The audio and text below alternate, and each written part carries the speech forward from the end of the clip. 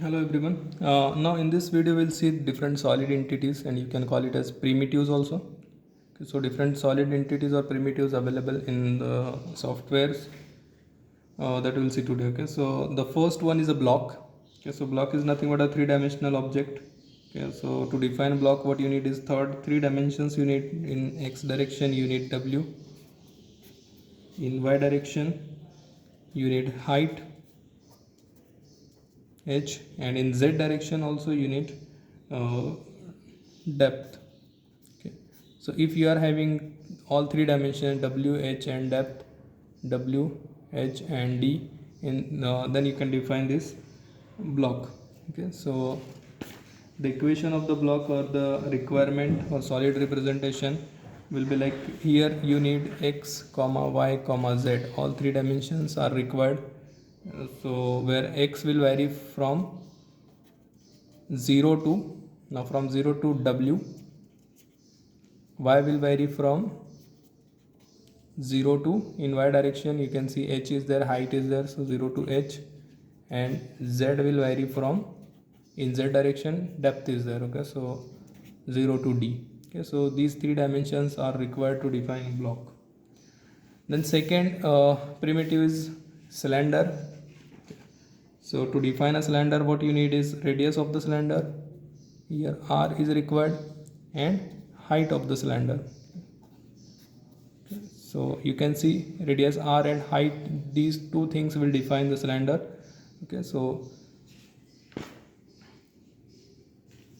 the equation to define radius, you can use the equation x square plus y square. It should be greater than, less than or equal to r square. Okay, so if it is r square, then it is the equation of circle. And then another requirement is height. Height in this case, height is in z direction. Okay, so in z direction your z will vary from 0 to h, height of the cylinder. Okay, so this is the requirement to define a cylinder. Then third primitive is cone. So cone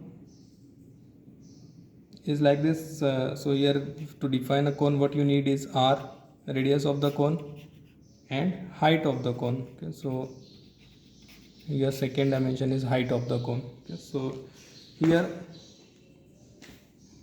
in x, y and z directions, what you need is x square plus y square should be less than or equal to r by h whole square. So this is the first requirement to define a cone. And second thing is your z will vary from 0 to h. Okay, so it will be from 0 to maximum height of the cone, your z will vary from this, in between this. Then next primitive is sphere. Okay, a sphere is nothing but here like a ball. Okay, so here to define a sphere only r is required, radius of the sphere. Okay, so but this r is in all three dimensions as it is a sphere, so it is not a circle. So you can define r in the sphere like x square plus y square plus z square should be less than or equal to r square. Okay, so this is the equation of a sphere. So with the help of this equation you can define a sphere. Then next one is torus. Okay, so torus is nothing but like this. If suppose you are having like this, and if suppose you will cut here with this section, and if you see from bottom side, okay, so it will be like this. Okay, so it is a cut section of the torus. Okay, so torus will be in 3D. If suppose you want to see, it will be like this. Okay, so this is a torus. So to define torus, what you need is x, y and z, all three dimensions are required. Okay, so here again I will show you what are the requirements of the torus. So the first requirement is you need RO, outer radius, or DO, you can call it outer diameter, or RO as outer radius. So RO is required, outer radius. Then inner radius is required. Okay, so inner radius is, let us say, RI. Then after that the radius of, or you can call mean radius. Okay, so mean radius will be from here. This is mean diameter, and this will be mean radius r. Let us say r1 is a mean radius and radius of this circle, so it is r2. Let us say it is r2, so radius of this circle. So here these things are required to define a torus. Okay, and the equation of torus will be like x square plus y square plus z square minus r1 square minus r2 square. Okay, and this whole square should be less than or equal to 4 times r1 square into r2 square minus z square. Okay, so this is the equation of torus. Now this is the requirement to define a torus. Okay, so this equation will represent, this torus will be represented by this equation. Then the last is the wedge. Okay, so wedge is nothing but like this. Okay, and to define a wedge, what you need is, if suppose it is a y direction, here it is x direction, and this is z direction. Okay, so to define all three dimensions are required, x, y and z. Okay, and torus will vary. In x direction it is, let us say it is w.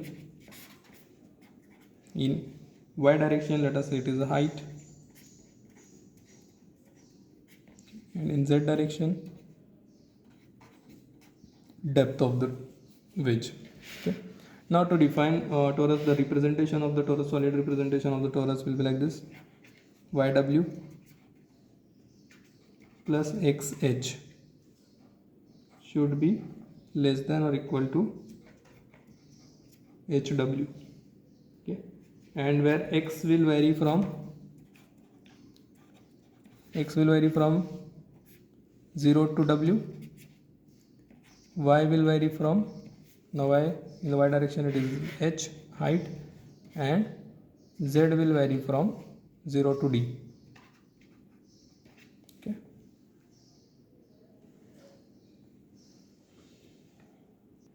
so these are the primitives that commonly used. Okay, so, and lot of primitives are there, so these are the commonly used primitives that we have seen. Okay, thank you.